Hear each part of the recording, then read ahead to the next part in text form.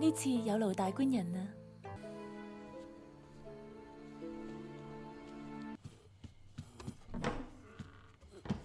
係啦嘛，呢一樽係春意蘭山粉，真係唔正。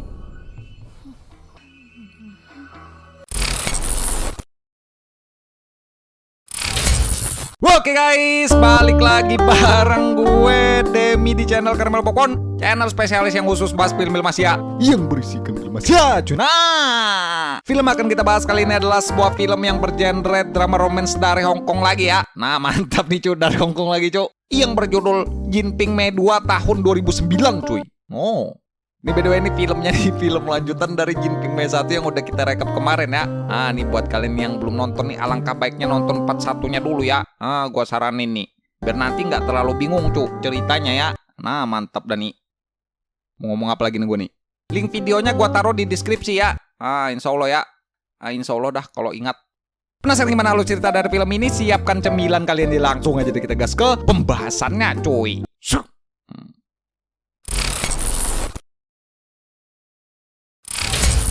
Film akan melanjutkan cerita dari seorang pria pemilik lele dumbo kepala besi raksasa bernama Simon King, yang merupakan orang terkaya dan paling berkuasa di sebuah daerah yang disebut King He. Semenjak Simon King ini diceritakan tumbuh dewasa dan mengenal apa itu cangkul-mencangkul, tandon-menandon, Simon pun menjadi terobsesi dengan nikmatnya bakpao putih dan kerang coklat tanpa cangkang, yang setiap hari ia cari di warung-warung jalan tol tempat sopir truk melepas penat. Sampai pada akhirnya suatu hari Simon pun bertemu dengan cinta pertamanya yang bernama Yuliang, yang membuat Simon ini memutuskan untuk menikahi gadis tersebut. Meskipun Simon sekarang telah memiliki seorang istri yang menurutnya telah berparas cantik, akibat hasrat lele dumbo kepala besinya yang sudah tidak terbendung, Simon pun lantas menandon seorang gadis desa yang bernama Lian Hua dan meracuni suaminya yang bernama Wu Dalang. Setelah insiden tersebut, Simon pun kini menjadikan Lian Hua sebagai selirnya untuk tinggal bersama istrinya di rumah, agar bisa dicangkul-cangkuli bersamaan karena Simon kini sudah jadi pecandu dan hobi tandon-menandon tiada akhir. Di suatu malam, ketika Simon mengantarkan sahabatnya yang bernama Huaji pulang akibat sudah terlalu mabuk, Simon pun dibuat terkejut saat melihat istri Huaji sangatlah cantik dan mirip dengan wanita pertama yang ia cangkuli, yang membuat Simon ini mulai berpikir untuk menyusun sebuah rencana busuk. Yang dimana rencana busuk itu adalah mengajak Huaji temannya untuk merasakan tandon-menandon dengan Lian Hua selirnya, dan memberitahukan hal itu kepada Xiaozi, istri temannya tersebut. Tak hanya sampai di situ, rencana licik Simon ini pun berlanjut dengan menyuruh Lian Hua berdoa di kuil dengan alasan agar ia bisa memberikan Simon sebuah keturunan, dan memanggil seorang pelayannya yang bernama Lizzie untuk mengantarkan surat cinta kepada Huazi. Yang dimana di dalam surat cinta itu bertuliskan kalau Lian Hua lah orang yang mengirim surat karena sangat suka dengan lele-lele medium kepunyaan Huaji, dan meminta Huaji ini untuk menemuinya di sebuah kuil. Saat rencana Simon tidak berjalan baik karena Lian Hua merasa tidak pernah mengirimkan surat cinta kepada Huaji, Simon pun dengan licik menyewa beberapa tukang pukul preman-preman desa yang tidak punya kerjaan untuk menghajar teman baiknya tersebut demi mendapatkan apa yang ia mau. Benar saja, saat Simon berpura-pura menjadi pahlawan dan mengantarkan Huaji yang sudah jadi lemper pulang ke rumah, Simon malah memberikan obat indahoy kepada Huaji dan Xiaoji secara diam-diam untuk cangkul-mencangkul, tandon-menandon dengan Xiaoji secara ganas di depan suaminya tersebut.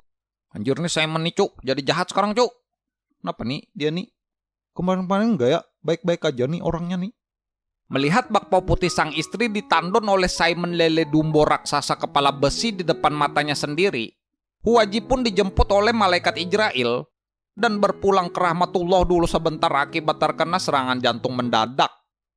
Beres Huaji meninggal, Xiaozi pun diambil Simon untuk dijadikan selirnya yang kedua, yang membuat Yuliang sang istri dan Lian Hua selir pertama lantas menjadi cemburu karena takut nggak kebagian lele-lele dumbo kepala naga besi yang sudah melegenda. Beberapa hari kemudian, Simon pun mendengar sebuah kabar bahwa adik dari almarhum Wu Dalang yang bernama Wusong telah mencari keberadaannya karena berniat ingin membalaskan dendam sang kakak yang telah meninggoy akibat Simon racuni. Berhubung saat itu kebetulan Lian Hua tidak sengaja mendengar percakapan tersebut, mantan istri Wudalang itu pun lantas teringat dengan kejadian yang telah ia perbuat. Yang dimana saat suatu hari ketika Wusong mampir ke rumah guna menemui sang kakak, setelah dijamu makanan dan minum terlalu banyak, Lian Hua yang menganggap Wusong ini lumayan ganteng malah masuk ke dalam kamar saat Wusong tertidur dan tidak sengaja menangkap lele-lele medium kepala karet sang adik ipar dan menaikinya. Karena sudah merasa bersalah dengan sang kakak yang sangat ia sayangi, Wusong pun berlari kabur sekuat tenaga menggunakan cakra dan pergi begitu saja merasa sedih tidak memberi kabar minggat dan tidak pernah berniat kembali. Sampai pada akhirnya ketika ia mendengar bahwa sang kakak kini telah koit akibat diracuni oleh Simon, Wusong pun memutuskan mudik lebaran kembali ke kampung halaman yang terlihat memberikan penghormatan di makam sang kakak sebelum ia pergi untuk membalas dendam. Namun sesaat sebelum pergi, terlihat seorang gadis di sana sedang menangisi dan meratapi kematian kedua orang tuanya. Mendengar gadis itu bercerita kalau orang tuanya tersebut merupakan adalah korban kejahatannya Simon King, Wusong pun mengajak gadis tersebut untuk gotong royong menyusun rencana karena mereka berdua ini kebetulan memiliki dendam dengan orang yang sama. Naasnya, ketika Wusong datang untuk menyelamatkan gadis tadi siang yang telah berteriak meminta tolong, Wusong malah dibius menggunakan asap beracun dan terpaksa harus pingsan dulu sebentar jadi kaum rebahan. Akibat sang gadis itu ternyata merupakan adalah Li Ji suruhannya Simon King untuk menjebak Wusong. Yang dimana Li Ji ini berpura-pura kalau Wusong telah berniat ingin mencangkulinya dengan paksa, yang mengakibatkan Wusong ini dipenjara dululah sebentar, nggak apa-apa dihajar dulu dikit-dikit. Saat Yuliang merasa khawatir kalau kedudukannya sebagai istri telah terancam akibat Simon ini terlalu banyak mempunyai selir, Yuliang pun membuat rencana dengan menyuruh Li Ji untuk menggait hati Simon agar bisa dijadikan selirnya, dengan bertujuan nantinya untuk melengsarkan Xiao Zi dan Lian Hua sebagai selir. Sementara itu, berhubung Simon ini sudah terlalu sering tandon-menandon dengan selir-selirnya setiap saat di sembarang tempat sampai hari kiamat, Simon pun mulai memiliki kebiasaan aneh akibat bosan, yaitu kerap membawa seorang pelayannya untuk ikut nimbrung tandon-menandon.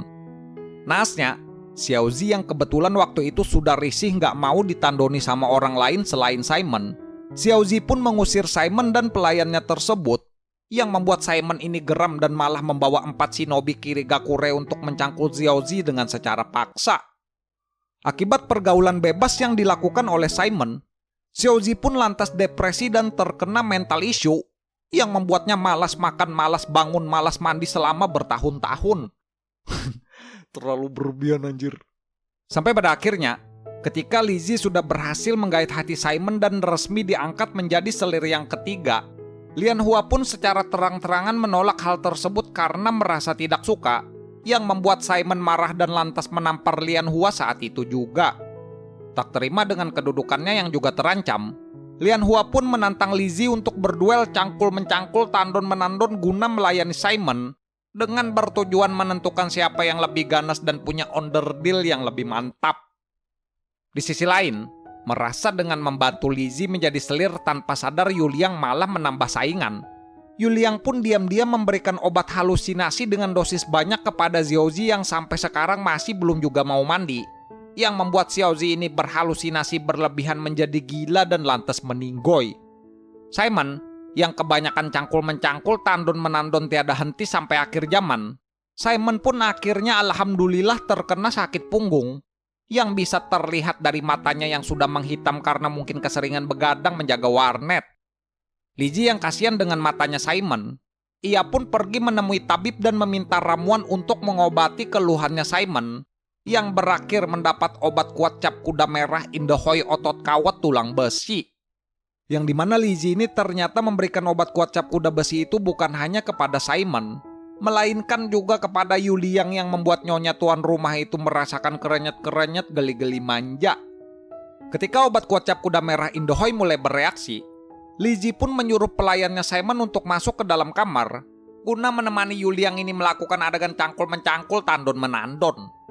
Berhubung obat kuat cap kuda nil merah hidup di rawa-rawa dari tabib sangatlah ganas, Yuliang yang tidak merasa puas karena lele Dumbo pelayan tersebut ternyata hanya berukuran cibi-cibi.